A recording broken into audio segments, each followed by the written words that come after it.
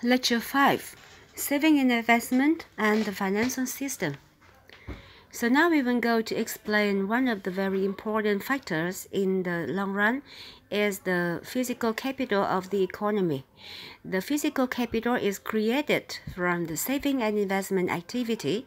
So now we will go to explain how do we form the saving and investment in order to have more physical stock for the economy.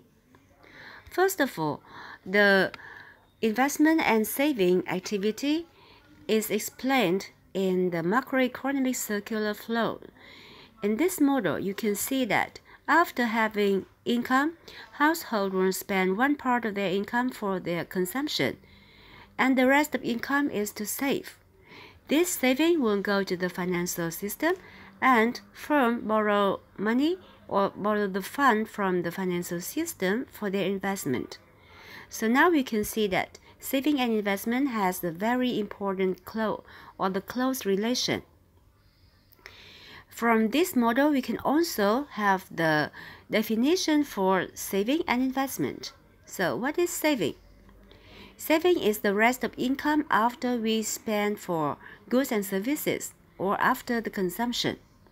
So if we have the government, they will collect tax, and the income after tax is the disposable income YD.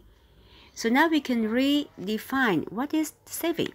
Saving is the rest of disposable income that is not used for consumption but to land in the financial system. What is investment?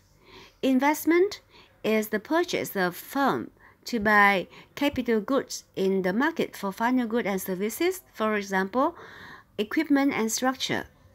So now we will go to the full definition for saving and investment. Saving is the rest of disposable income that is not used for consumption, and it is lent in the financial system. So we can rewrite saving is the difference between disposable income and consumption. What about investment? Investment is defined in Lecture 2 when we analyze GDP, and in general, investment is the purchase of equipment and structures in the production of goods and services. This is the traditional definition for investment, and in fact, we have two more activities for investment. The first one is the inventory. Firm will hold inventory as their investment, and a household buy new houses. The houses is capital goods, so the expenditure on new houses is also investment. From this model, we can imagine that saving is the source for investment. So what is the relation between saving and investment? The relation of saving and investment is explained using the macroeconomic identity for the closed economy. As you've seen from the GDP section, total income is different from total expenditure by the excise tax. So we have to subtract the excise tax here, and now we have the income equal expenditure, total expenditure minus excise tax. And there are three components of expenditure in the closed economy. And in the open economy, we have four components: consumption, investment, government purchase, and net export. Okay? And what about income? A household have to pay tax. So the first part of income is to pay tax, and the other part is to distribute it for consumption and saving. And if we replace or we remove consumption from the two sides of the equation, and you add the excise tax together with the direct tax, we have the total tax for the government. So now we can recall the saving by household is called private saving. The difference between income from tax and the expenditure by the government is government saving. So the total of private saving and government saving is called national saving, and this saving equal investment. So come back to the question here. What is the relation between saving and investment? In fact, this is private saving and private investment. Private saving and private investment were equal. Depends on the value of government saving, or it means the difference between tax and the government spending. This is the government budget balance. There will be 3 possible cases, or maybe many other cases. Here we will explain 2 typical cases. The first typical case is that the government budget has a deficit. It means that government saving is negative. The income from tax is lower than government spending. So the government will have to borrow money from private sector.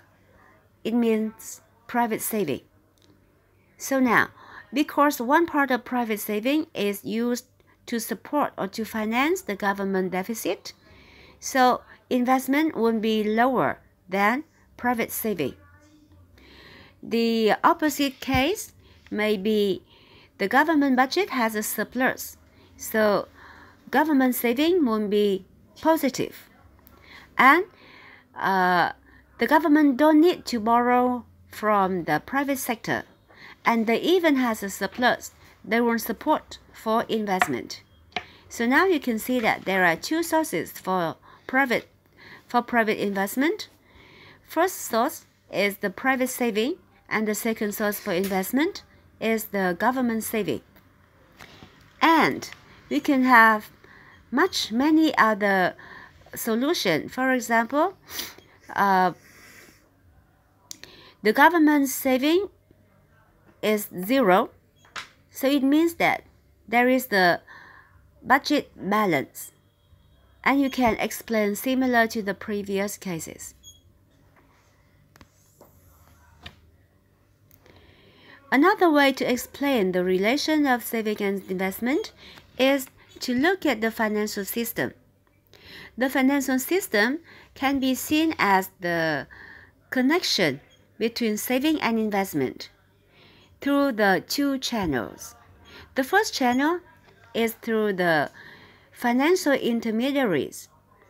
The financial intermediaries may be commercial bank, financial funds, financial company, insurance company, or mutual funds.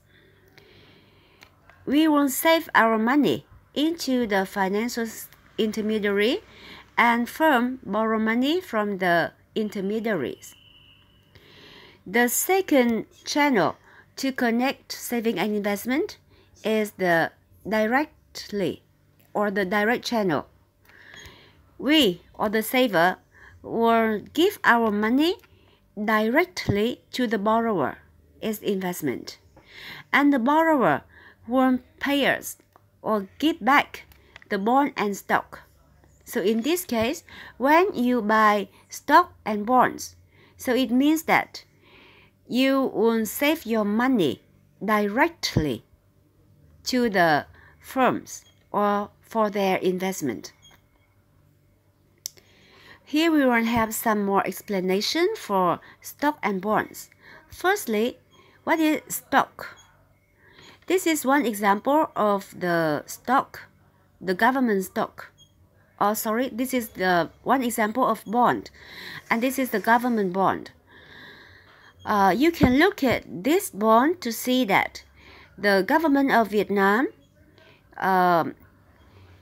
this is the Ministry of Finance on behalf of the government of Vietnam, borrow 100,000 dong for their development in education. And they will borrow this money for 5 years, and for the interest rate of 8%. The time for the payback money or the maturity is fixed already. So now, all the information, or including the maturity or the interest rate, is fixed in the bond. And we say that bond is the certificate of indebtedness. It shows the proof that someone, the borrower, has the obligation to pay the holder of the bond after a certain time.